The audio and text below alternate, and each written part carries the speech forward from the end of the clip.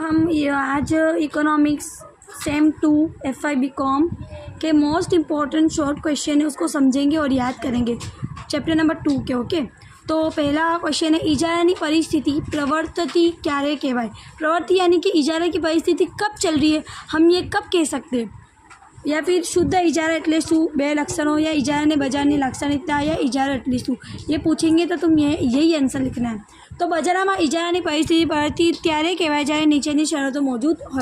जब ये नीचे की शर्तों होगी तब तुम कह सकते हो कि बाजार में इजारा है। एक ज उत्पादक अने एक ज वेचनार। इजारानी परिस्थितिमां बजारमां एक ज उत्पादक अने के वेचनार होय छे, તેમજ તે એ જ વસ્તુનું ઉત્પાદન કરે છે અથવા સેવા પૂરી પાડે છે। આમ ઇજારામાં ઉદ્યોગમાં એક જ પેઢી હોય છે। અહીં उद्योग અને પેઢી વચ્ચેનો ભેદ જોવા મળતો નથી। यहाँ पे क्या होता है कि एक જ उत्पादन और बेचने वाला भी एक ही होता है। यहाँ पे अलग अलग बेचनारे या फिर उद्योग वाले होते नहीं है, उसके पास ही सारी वस्तु होती है। यहाँ पे उद्योग भी नहीं है कोई, जो एक ही इंसान के पास है जो बेचने की वस्तु। ठीक है, अवेजी वस्तुओं अभाव। यहाँ पे कोई अवेजी वस्तु यानी कि डुप्लिकेट वस्तु या फिर सैम्पल सिमिलर सेम वस्तु मिलेगी नहीं। इजारादार जे वस्तु और सेवाનું उत्पादन करे છે તે वस्तुने नजीकनी अवेजीनी वस्तुओं अभाव होय छे। अभाव यानी कि दूसरी उससे सेम वस्तु मिलती ही नहीं है। ठीक है, जैसे कि हमें कोई चीज़ चाहिए हो और वो सेम चीज़ हमें नहीं मिलती है तो हम क्या करते हैं, जिसके पास वो चीज़ होती है वो इंसान फ़ायदा उठा लेता है। हमें ज़्यादा पैसे मांगते हैं तो भी हमें वो पैसे देने पड़ते हैं क्योंकि वैसी चीज़ दूसरे के पास होती ही नहीं है। प्रवेशबंदी। इजारानी परिस्थिति में उद्योग में अन्य पेढ़ियों प्रवेश होता नहीं। ये इजारा वाली परिस्थिति में क्या होता है कि अन्य पेढ़ी भी सिमिलर वस्तु का या फिर सेवा का उत्पादन करके प्रवेश कर सकती नहीं है। कारण कि जो अन्य पेढ़ीओं मुक्त रीते प्रवेश हो तो इजारानी परिस्थिति मटीने हरीफाई परिस्थिति बनी जाए। अगर दूसरे हरीफाई सेम वस्तु लेके इजारा वाले की वस्तु लेके आ गए बार बार तो इजारा की परिस्थिति ख़त्म हो जाएगी, मुक्त हो जाएगी और क्या हरीफाई की परिस्थिति बन जाएगी। શું ઇજારાદાર પેઢી ઉત્પાદન અને ભાવ બંને ઉપર કાબૂ ધરાવી શકે છે? શા માટે? તો સામાન્ય રીતે એમ મનાય છે કે ઇજારાદાર પેઢી તેના उत्पादन અને ભાવ એમ બંને પર અંકુશ ધરાવે છે, क्योंकि वही इंसान के पास वो चीज़ें होती है तो वो भाव और क्या उत्पादन पर पूरा अंकुश कंट्रोल करता है। परंतु वास्तव में तेम होતું નથી, लेकिन असलियत में ऐसा होता नहीं है। इजारादार પેઢી उत्पादनના प्रमाण અને भाव एम બંને पर एक साथ ही अंकुश धरावी सकती नहीं। इजारादार पेढ़ी जो भी होती है वो भाव और उत्पादन पे एक साथ अंकुश कर सकती नहीं है। वस्तुना उत्पादन पर अंकुश मूकी सके, अगर उसने वस्तुना उत्पादन पर अंकुश रख दिया, कम वस्तु का उत्पादन किया, परंतु बनने पर एक साथ अंकुश धरावी सके नहीं। यानी दोनों में से एक ही चीज़ को अंकुश कर सकती है, या तो उत्पादन या तो फिर किंमत। दाखला तरीके भारत सरकारનું टपाल खाતું એમ કહી શકે છે કે જેમાં રોજ 10 લાખ પોસ્ટ કાર્ડનું વેચાણ કરવામાં આવશે। अब हमने बोला कि हर दिन 10 लाख का पोस्ट कार्ड का वेचाण करेंगे तो अथवा तो एम नक्की कर सके पोस्ट कार्ड की कीमत 25 पैसा रखवामां आवे और पोस्ट कार्ड की कीमत तुमने 25 पैसा रख दी तो 10, परंतु एम न ठरावी सके कि देशनी प्रजा ने 25 पैसा लेके रोजना 10 लाख पोस्ट कार्ड खरीदवा ज पड़ते। हम लोग ऐसा नहीं कह सकते कि 10 लाख पोस्ट कार्ड बिकने भी चाहिए और ज़्यादा कीमत में बिकने चाहिए, क्योंकि इंसान थोड़ी ना खरीदेगा महंगे में और ज़्यादा वस्तु। आम तेनी सत्ता बाहरनी बात है, ऐसे उसकी सत्ता की बाहर की बात है। दोनों चीज़ पे एक साथ पे वो अंकुश कंट्रोल कर सकता नहीं है। हम इजारादार उत्पादन અને કિંમત બને પર એક સાથે અંકુશ ધરાવી શકતો નથી। ठीक है, હવે तीसरा, इजारानी परिस्थितिमां पेढ़ीनी मांग रेखा केवा प्रकारनी होय अने ते शा माटे? पेढ़ीनी मांग रेखा कैसी होती है? इजारानी परिस्थितिमां पेढ़ीनी मांग रेखा संपूर्ण मूल्य सापेक्ष करता ओછી होय छे, क्योंकि चीज़ें क्या होती है, महंगी होती है। संपूर्ण मूल्य सापेक्ष करता क्या होती है कि मांग कम, એટલે કે તે જમણી બાજુએ નીચે तरफ घटती होती है, यानी जमणी बाजू देखो ऊपर से नीचे जाती है। आ मांग रेखाનો આ ઢાળ निर्देश करे છે कि इजाराમાં पेढ़ी વધારાના એકમોનું વેચાણ કરવા માટે કિંમતમાં ઘટાડો કરવો પડશે। यानी कि अगर तुमने उत्पादन ज़्यादा किया है, तुम्हें शाम तक 10 लाख का वेचाण करना है, लेकिन तुम बोल रहे मैं तो महंगे में बेचूंगा तो कोई खरीदेगा नहीं, इसलिए तुम्हें तुम्हारी कीमत घटानी पड़ेगी। અત્રે નોંધવું પડે છે કે પૂર્ણ હરીફાઈમાં પેઢી પ્રવર્તમાન બજાર કિંમત ગમે તેટલા એકમોનું વેચાણ કરી શકે છે। यानी कि पूर्ण हरीफाई हुई तो प्रवर्तमान यानी कि वर्तमान यानी प्रेजेंट बाजार में तुम सारे उत्पादन का वेचाण कर सकते हो। વધારાના એકમોનું વેચાણ કરવા માટે તેને કિંમત ઘટાડવાનું જરૂરી होती ही नहीं। अगर तुम्हें 1-2-4 વધારે की बेचने सामान तो भी तुम्हें वो उसकी किंमत घटाड़ने की जरूरत पड़ेगी नहीं। परंतु इजाराना उद्योगમાં એક જ પેઢી હોવાથી અને આ પેઢી વસ્તુનું સંપૂર્ણ ઉત્પાદન કરતી હોવાથી તે बढ़ती कीमत गમે તેટલા એકમોનું વેચાણ કરી શકે नहीं। लेकिन इजारे में क्या होता है, अगर तुमने 10 लाख करोड़ वस्तु का उत्पादन कर लिया, अब क्या वो उसके खरीदने वाले और तुम महंगे में भी बेचोगे तो कोई खरीदेगा नहीं, तुम्हें तुम्हारी कीमत घटाड़नी ही पड़ेगी। વધારાના એકમોનું વેચાણ કરવા માટે તે કિંમતમાં ઘટાડો કરવો પડશે। આ કારણથી ઇજારામાં પેઢીની માંગ રેખા નીચે तरफ धरती હોય છે, इसलिए पेढ़ी की मांग रेखा क्या होती है, मांग कम होती जाती है, जो आकृति पर देख रहे हो। इजाराમાં કિંમત અને सीमांत આવકનું શું સરખા હોય છે, શા માટે? दोनों क्या होते हैं, सरखे। तो इजारा में कीमत और सीमांत आवक सरखा होता नहीं। कीमत और सीमांत आवक क्या होती है, सरखी होती नहीं है। कीमत सीमांत आवक करता વધારે હોય છે, कीमत क्या होती है, सीमांत आवक करता भी વધારે होती है। हम लोग ज़्यादा से ज़्यादा नफा कमा सकते हैं। આનું કારણ છે કે ઇજારામાં માંગ રેખા સંપૂર્ણ મૂલ્ય સાપેક્ષ કરતાં ઓછી હોય છે। इसका कारण क्या है कि मांग रेखा जो डिमांड होती है वो संपूर्ण मूल्य सापेक्ष करતાં ઓછી यानी कम होती है, એટલે કે તે નીચે તરફ ધરતી હોય છે અને નીચે તરફ જાતી है, જે દર્શાવે છે કે વધારાના એકમોનું વેચાણ કરવા માટે પેઢીએ કિંમત કરવો પડશે। जो क्या दर्शाती है कि अगर पेढ़ी को सारे से सारा वेचाण उत्पादन बेचना है तो उसे अपनी कीमत घटानी पड़ेगी। અને તેથી सीमांत आवक कीमत करता ओછી હોય છે, એટલે सीमांत आवक क्या होती है, कीमत करता कम, એટલે કે कीमत सीमांत आवक करता વધારે આવે છે, यानी सीमांत कीमत क्या होगी, सीमांत आवक करता વધારે, सीमांत आवक कम। दाखला तरीके 10 एकम 2 रुपये में बेचे, लेकिन 11 एकम यानी एक्स्ट्रा एक तुम बेच रहे हो तो तुम्हें 2 रुपये से कम यानी 1 रुपया 90 पैसे में बेचना पड़ेगा। तो कुल आवक 20 हुई, इसमें 20.90 यानी कीमत से कम आया, 10 पैसे का हमने नुकसान यहाँ खा लिया है ना। અહીં ऐसी ही कीमत है, ऐसी क्या है कीमत, यदि ऐसी અને ए बी क्या है सीमांत आवक, और ए बी क्या है सीमांत आवक, सरेराश आवक सीमांत आवक, उसमें थोड़ा ही फेरफार है। अब क्वेश्चन नंबर 5, इजाराમાં કિંમત અને सीमांत आवक અને सीमांत खर्च વચ્ચે કેવા સંબંધ હોય છે, શા માટે? इजाराની परिस्थितिમાં पेढ़ी જ્યારે समतुलाની अवस्थाમાં આવે છે। पेढ़ी कौन सी अवस्था में आती है, समतुला, मैंने बोला था ना, जिसमें सीमांत आवक और खर्च सेम होती है, ત્યારે सीमांत आवक અને सीमांत खर्चનો સરખો હોય છે।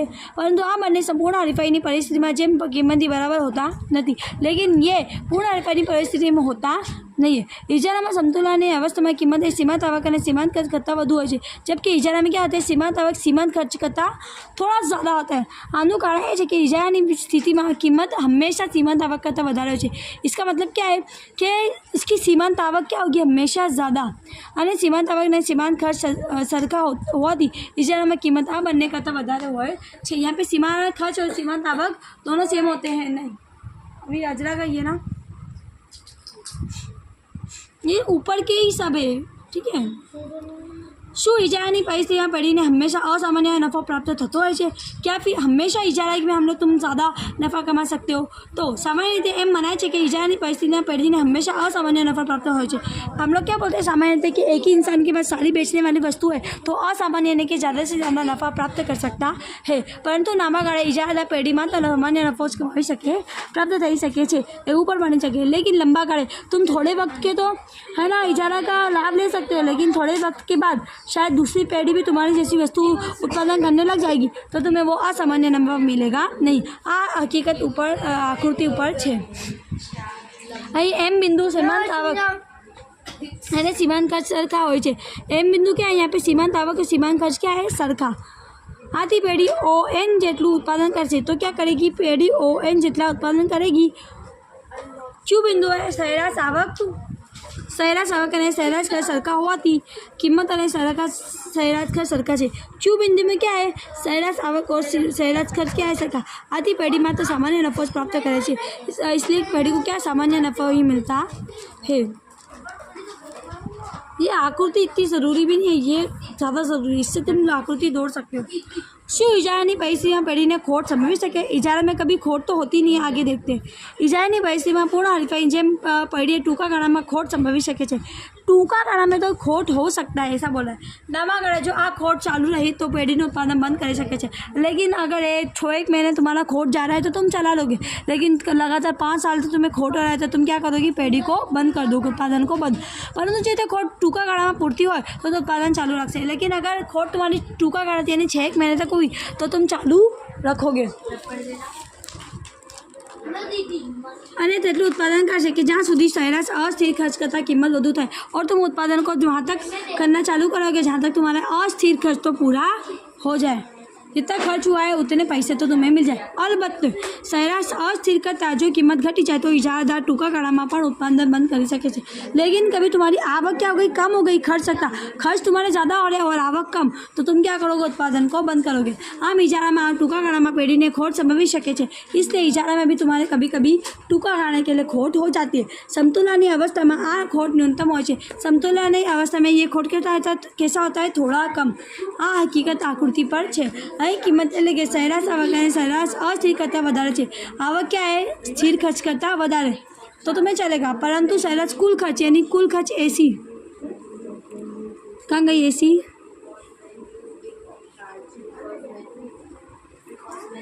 यानी एसी કિંમત એઆર કરતાં વધુ છે, કિંમત એઆર કરતાં ऊपर ज़्यादा है। पेढ़ी ने PQ RS એટલી ખોટ જાય છે, इसलिए पेढ़ी को कैसी हो रही है, PQ RS जितनी इतनी खोट जारी है। पूर्ण हरीफाई અને ઇજારાની પરિસ્થિતિમાં કામ કરતી પેઢીઓની સમતુલાના તુલનાત્મક અભ્યાસના મુદ્દા। તુલનાત્મક यानी कंपेयर करना, मिलाना। पूर्ण हरीफाई में पेढ़ी की मांग रेखा संपूर्ण मूल्य सापेक्ष हो। पूर्ण हरीफाई में क्या मांग कैसी होती है, अनास कीप क्वाइट, संपूर्ण मूल्य सापेक्ष होती है।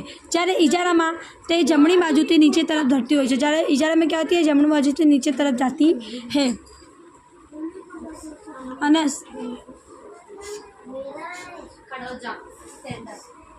पूर्ण हरीफाई परिस्थिति में समतुलाना बिंदु सीमांत खर्च વધતો હોય છે। पूर्ण हरीफाई में क्या होता है, समतुला की बिंदु में हमारा सीमांत खर्च बढ़ता जाता है, यानी बढ़ता है। ये एक आवश्यक शर्त है, वो जरूरी है। જ્યારે इजाराમાં પેઢીની સમતુલા બિંદુ सीमांत खर्च વધતો स्थिर के घटतो पण हो सके, जबकि इजारा में सीमांत खर्च बढ़ भी सकता है और घट भी सकता है। पूर्ण हरीफाई में समतुलाना बिंदु है किंमत और सीमांत खर्च और सीमांत आवक आ थोड़े सरखा हो जाए। समतुला की बिंदु में क्या होता है, समतुला में सीमांत खर्च और सीमांत आवक थोड़े सरखा होता है और समतुला बिंदु तीन एक जैसे होते हैं। कब, पूर्ण हरीफाई में, जबकि इजारानी समतुला में सीमांत आवक सीमांत खर्च तो सरखा हो जाए परंतु किंमत आ बने करता વધુ હોય છે। जबकि इजारा में सीमांत आवक और सीमांत खर्च तो सरखा होता है लेकिन किंमत क्या होती है, दोनों से अलग। ठीक है,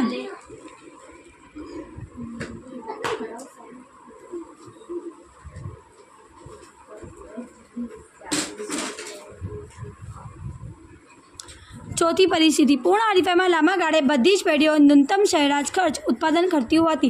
पूर्ण हरीफाई में क्या होती है, सारी पेढ़ी, जितनी भी पेढ़ी हो, न्यूनतम खर्च, कम से कम खर्च करके उत्पादन करती है। तो इष्ट कदनी होती है, यानी छोटे कद की होती है।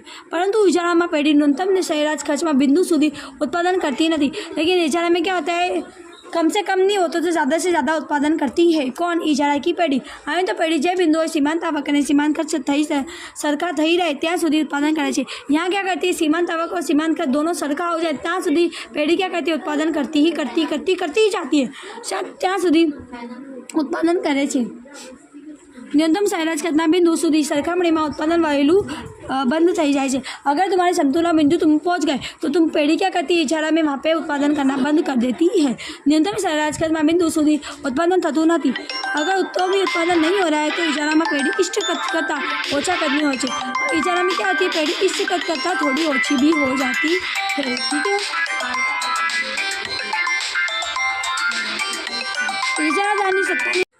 इजारादारनी सत्तानी मर्यादा, यानी कि मर्यादा कौन सी है,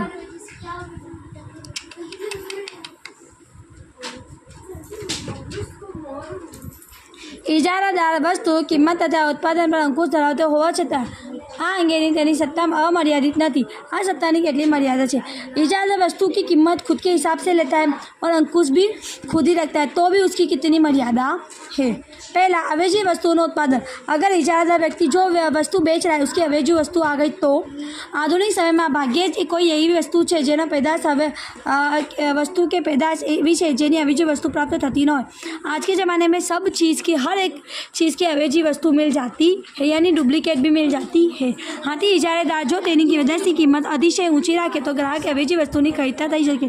इसलिए अगर इजारेदार व्यक्ति खुद की कीमत अतिशय अगर ज़्यादा ऊंची रख देगा तो ग्राहक क्या करेगा, उसकी अवेजी वस्तु यानी कि उसकी डुप्लीकेट या दूसरी वस्तु खरीद लेगा।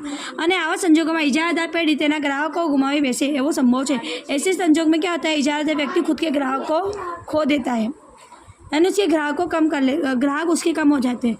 दूसरा, ग्राहकोના ઇજારો અનુભવ। કેટલી વાર ગ્રાહકો અવેજી વસ્તુઓને પસંદ કરવાને બદલે જે ઇજારા વધુ લેતા હોય તેની સામે સંગઠન રચીને સંગઠન દ્વારા જ તે વસ્તુની ખરીદી કરે તો ઇજારાદાર તે વસ્તુના ભાવ અમર્યાદિત રીતે વધારી શકતો નથી। कितनी बार ग्राहक क्या करते हैं कि जैसे कि कोई उत्पादन करने वाला है और वो बहुत ज़्यादा कीमत है तुम्हें दे रहा है, तो उस ग्राहक क्या करता है, संगठन यानी ग्रुप बना के और वो क्या बोलते हैं, वो करते हैं ना, हड़ताल रखते हैं कि भाई तुम कीमत घटा लो, तुम तो एक्स्ट्रा कीमत ज़्यादा कीमत हमसे ले लो, तो ऐसा करके वो कीमत को घटा सकता है। तो इजारादार क्या करता है, ज़्यादा से ज़्यादा कीमत बढ़ा सकता नहीं है। આમ ગ્રાહકના સંગઠન એ ઇજારાનો ભય ઇજારાદાર સમક્ષ સતત તોડતો રહેવાથી ઇજારાદાર તેની સત્તાનો અમર્યાદિત ઉપયોગ કરી શકતો નથી। इसलिए इजारादार व्यक्ति ज़्यादा से ज़्यादा कीमत वसूल करके ग्राहक के पास है खुद की जो सत्ता है, खुद के पास जो हक है, पावर है, उसका उपयोग कर सकता नहीं है। दूसरा, नवा हरीफनो भय। इजारादार પોતાની સત્તાના મદમાં અંધ બની ભાવ વધાર્યો जाए। अगर इजारादार क्या सोचता है, भाई मैं तो बहुत अच्छा हूँ, मेरे पास तो पावर है, मैं ही ये वस्तु का उत्पादन करता हूँ, और वो कीमत बढ़ाता जाता है, भाव વધારે करता है, अंधाधुनी बढ़ाता जाता है અને લાંબા समय સુધી મબલક નફો મળતો હોય और लंबा समय સુધી उसको बहुत सारा नफ़ा भी मिल जाता है, तो ये शक्य है कि कोई नफ़ा हरीफનો उदय થાય। ऐसा भी हो सकता है कि दूसरा हरीफ भी तुम्हारे पास आ जाए અને આ उद्योग पर आकर्षाए और वो इंसान ग्राहक क्या करे कि भाई ये इंसान ने हमें बहुत लूटा है, हम इसके पास से वस्तु नहीं खरीदेंगे, जो अवैध वस्तु बेच रहा है उसके पास से आकर्षाए यानी खरीद लेंगे। आम नवा हरीफो ઊભા થતા भयને લીધे इजारादार પોતાની वस्तुનો भाव सतत વધારતો નથી। इसलिए ये डर के इजारादार खुद की पावर का गलत इस्तेमाल कर सकता नहीं है। राज्यની દરમિયાનગીરીનો ભય। आधुनिक समय में इजारादार मोटा बहनों राज्य की दमनगिरीनो હોય છે। कितनी बार अगर कोई इंसान ज़्यादा से ज़्यादा नफ़ा कमाता है तो राज्य यानी सरकार भी उसके अंदर आके उसको धमका सकती है। इजारादार तेनी पेदाश के सेवाना भाव में अनहद વધારો है तो प्रजा ते सामे आंदोलन करे छे। तो क्या करती है इजारादार, अगर कोई एक वस्तु को ज़्यादा कीमत वसूलता है तो प्रजा क्या करती है, हड़ताल करती है और उस पर केस करती है।